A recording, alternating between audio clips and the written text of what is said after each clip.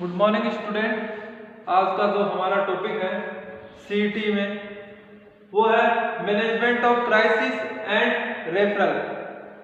Management of crisis and referral, ये आज का हमारा टॉपिक है सीईटी में। बात करते हैं सबसे पहले क्राइसिस कि क्राइसिस क्या होता है।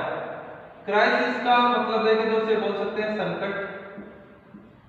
संकट या फिर कठिनाई की घड़ी। कठिनाई की घड़ी यानी किसी भी व्यक्ति के लिए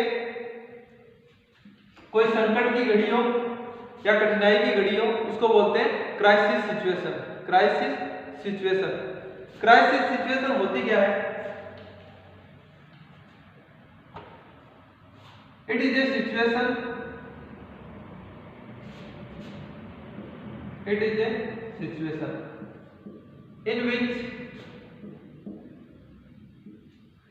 a situation in which psychological disequilibrium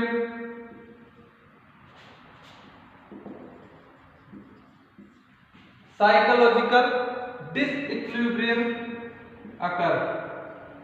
यानी क्राइसिस एक ऐसी सिचुएशन है जिसके अंदर साइकोलॉजिकल डिसइक्विलिब्रियम होता है और जो भी पर्सन है वो फेस करता है एक हार्मफुल सिचुएशन। यानी कोई भी पर्सन है वो हार्मफुल सिचुएशन को फेस करता है और ये जो प्रॉब्लम है वो उस व्यक्ति के लिए इंपॉर्टेंट प्रॉब्लम है। उस व्यक्ति के लिए एक इंपॉर्टेंट प्रॉब्लम है। वो ना ही इस प्रॉब्लम से भाग सकता है, neither escape the problem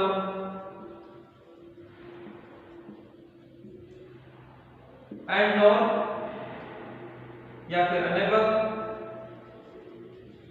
to solve the problem, और ना ही वो उस प्रॉब्लम को इजीली सॉल्व कर पाता है।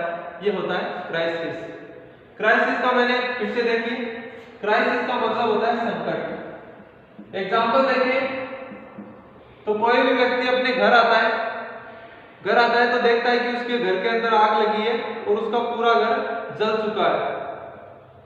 तो वो उस व्यक्ति के लिए जो वो सिचुएशन जो वो फेस कर रहा है कि उसका घर जल गया है, वो उसके लिए क्राइसिस की सिचुएशन है, क्राइसिस सिचुएशन है उसके लिए। या फिर कोई भी फ्लड जैसे बाढ़ वगैरह आ गई, उसके अंदर किसी का घर बह गया, तो वो भी उस व्यक्ति के लिए क्राइसिस सिचुएशन है। तो मैंने आपको बताया कि एक ऐसी सिचुएशन है जिसमें व्यक्ति की साइकोलॉजी के साथ डिसइक्विलिब्रियम होता है और ये हार्मफुल सिचुएशन है उसके व्यक्ति के लिए। ये एक ऐसी प्रॉब्लम है जैसे उसका घर बह गया, तो ना तो वो इस प्रॉब्लम को छोड़ सकता है क्योंकि उसे नया घर भी बनाना है रहने के लिए, और घर बह गया है तो उसके पास इतने पैसे भी नहीं है कि वो इतनी आसानी से अपनी जो प्रॉब्लम है उसको सॉल्व आउट कर सके। तो ये हो गया क्राइसिस। कुछ फैक्टर्स रेस्पॉन्सिबल होते हैं,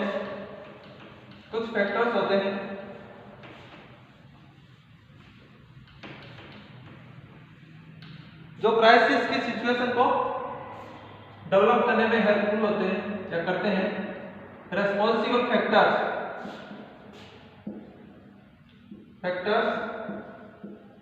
responsible for crisis situation.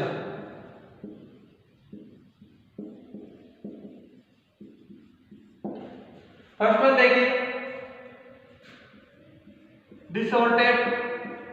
Distorted perception. यानी कि कोई भी व्यक्ति है उसका जो परसेप्शन है वो विकृत है, परसेप्शन है वो उसका विकृत है।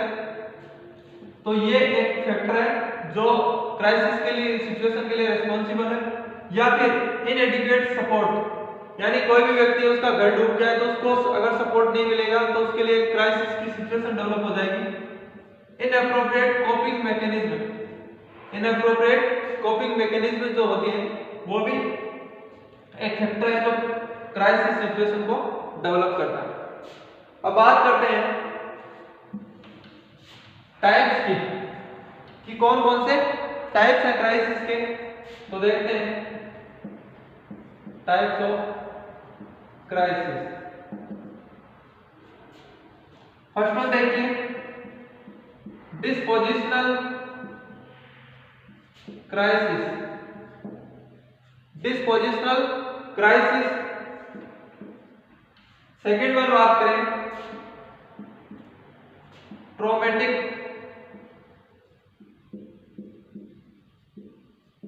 crisis. First one is dispositional crisis. Second one is traumatic crisis. Third one is developmental crisis, and fourth one is anticipated life transitional crisis. फिर से देखिए टाइप ऑफ क्राइसिस की हम बात कर रहे हैं। फर्स्ट वन है dispositional crisis, second one is traumatic crisis, third one is developmental crisis, and fourth one is anticipated life transitional crisis. अब देखते हैं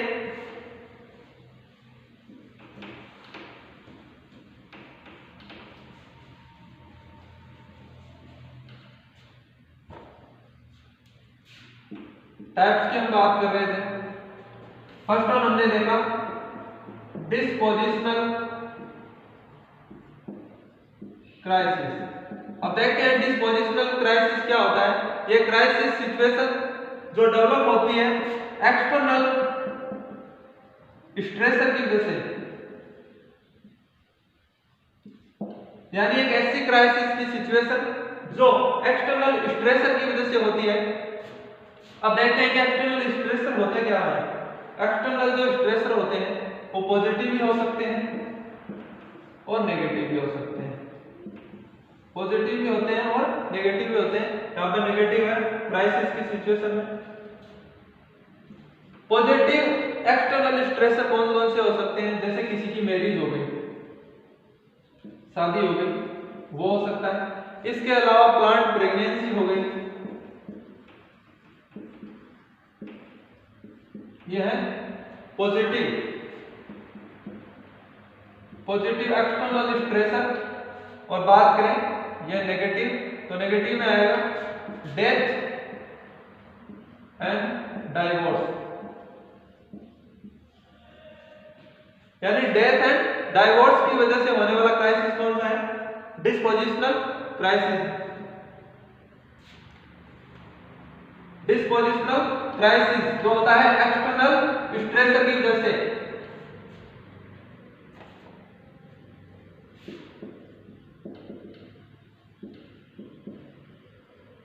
अब देखते हैं सेकंड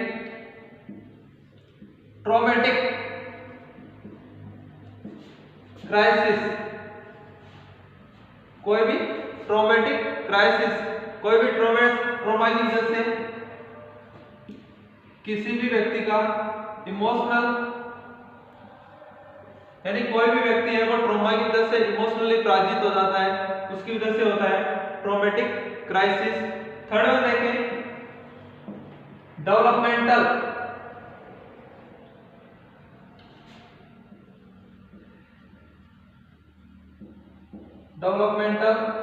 क्राइसिस।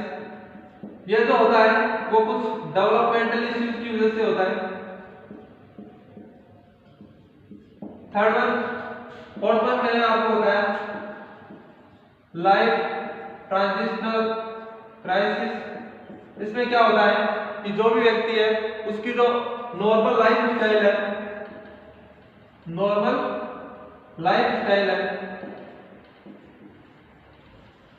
वो क्या हो जाती है, चेंज हो जाती है, और उस व्यक्ति का अपना इमोशनली कंट्रोल नहीं हो पाता है। यानी जो लाइफ ट्रांजिशनल क्राइसिस है उसके अंदर होता क्या है, जो भी व्यक्ति है उसका जो नॉर्मल लाइफ साइकिल है वो क्या होता है, चेंज हो जाता है। हम बात कर रहे थे टाइप्स की। First one dispositional, traumatic developmental और लाइफ ट्रांजिशनल क्राइसिस। अब देखते हैं phase of crisis.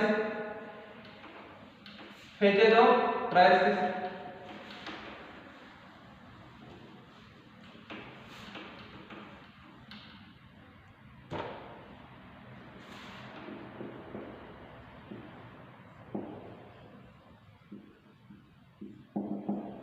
Phase of crisis,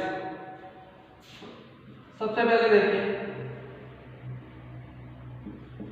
precipitating stress, यानी किसी व्यक्ति को स्ट्रेस हुआ, एंजाइटी डेवलप हो गई, एंजाइटी डेवलप हो गई। अब इस एंजाइटी को रिसॉल्व करने के लिए अगर हमें लाइफ में कभी पहले एंजाइटी हुई थी तो हमने क्या सॉल्यूशन लिया था वो लेंगे, प्रीवियस प्रॉब्लम सॉल्विंग टेक्निक।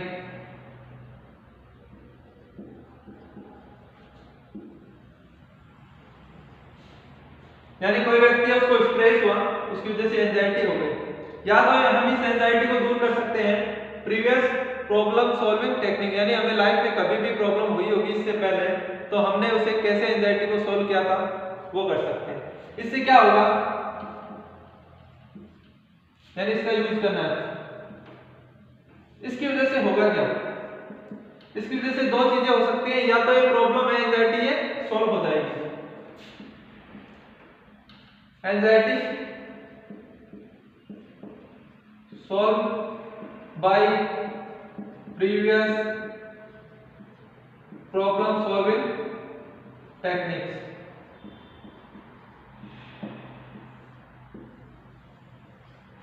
यानी जो एंजाइटी है वो या तो इस प्रॉब्लम सॉल्विंग टेक्निक से सॉल्व हो जाएगी, इसके अलावा not solve the anxiety and further increase the anxiety, यानी एंजाइटी सॉल्व नहीं हुई इस प्रॉब्लम सॉल्विंग टेक्निक से और बढ़ती ही जा रही है, बढ़ती ही जा रही है। यानी जो फेज ऑफ क्राइसिस की बात हम कर रहे थे तो इसके अंदर 4 फेज होती है, 4 फेज होती है। फर्स्ट वन हो गई, ये first one phase,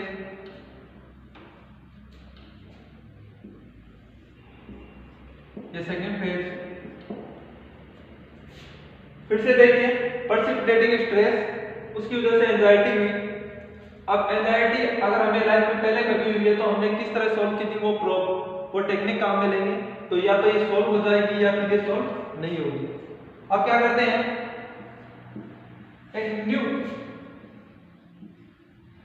problem solving technique काम है, न्यू प्रॉब्लम सॉल्विंग टेक्निक काम में लेंगे। यानी प्रीवियस की वजह से नहीं हुई तो हम एक नई प्रॉब्लम सॉल्विंग टेक्निक काम में ले सकते हैं इसके लिए। तो इससे होगा क्या,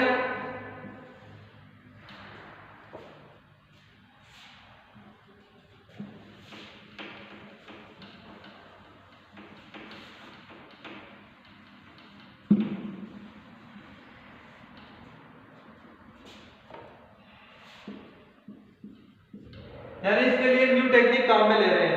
अब काम में ले रहे हैं तो क्या होगा, इसकी वजह से या तो प्रॉब्लम सॉल्व होगी या नहीं होगी।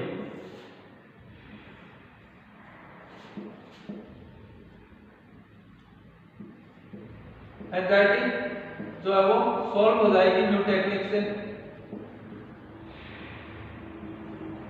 या फिर सॉल्व नहीं होगी, नॉट सॉल्व, यानी जो प्रॉब्लम है वो न्यू प्रॉब्लम टेक्निक से भी सॉल्व नहीं होगी, एंजाइटी है वो सॉल्व आउट नहीं हो रही है। अब क्या होगी, ये फर्दर इंक्रीज होती रहेगी और last and final panic stage में पहुंच जाएगा। जो इंडिविजुअल है वो पैनिक स्टेज ऑफ एंजाइटी में पहुंच जाएगा। अगर ये प्रॉब्लम सॉल्व नहीं हो पाती है न्यू प्रॉब्लम टेक्निक से और धीरे धीरे बढ़ती जा रही है तो ये पैनिक स्टेज ऑफ एंजाइटी में पहुंच जाएगी। और अगर पैनिक स्टेज ऑफ एंजाइटी पहुंच जाती है तो उसके लिए हमें रेफरल टेक्निक काम में रेफरल टेक्निक सब काम में ले। तो एक बार फिर से देख लेते हैं इसको। मैंने आपको फेज ऑफ क्राइसिस बताई, जिसमें मैंने आपको 4 फेज बताए। हमने देखा प्रिसिपिटेटिंग स्ट्रेस किसी व्यक्ति को हुआ, उसकी वजह से उसको एंजाइटी हुई। अब एंजाइटी को या तो हम सॉल्व कर सकते हैं प्रीवियस, अगर हमें कभी हुई हो तो कुछ टेक्निक से हम उसको सॉल्व आउट कर सकते हैं। तो उसकी वजह से क्या होगा, या तो ये प्रॉब्लम है वो सॉल्व हो जाएगी या फिर नॉट सॉल्व। एंजाइटी है वो सॉल्व नहीं होगी, रिजोल्यूशन इसका नहीं होगा।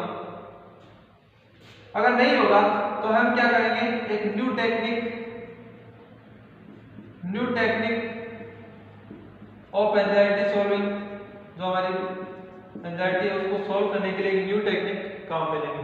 इस न्यू टेक्निक से क्या होगा, जो अनसॉल्व्ड जो एंजाइटी है वो या तो सॉल्व हो जाएगी यानी उसका रिजोल्यूशन हो जाएगा, रिजोल्यूशन ऑफ एंजाइटी हो जाएगा, या फिर नहीं होगा, नॉट रिजोल्यूशन, यानी एंजाइटी सही नहीं हुई है। अब ये क्या होगा, ये फर्दर इंक्रीज हो रही है,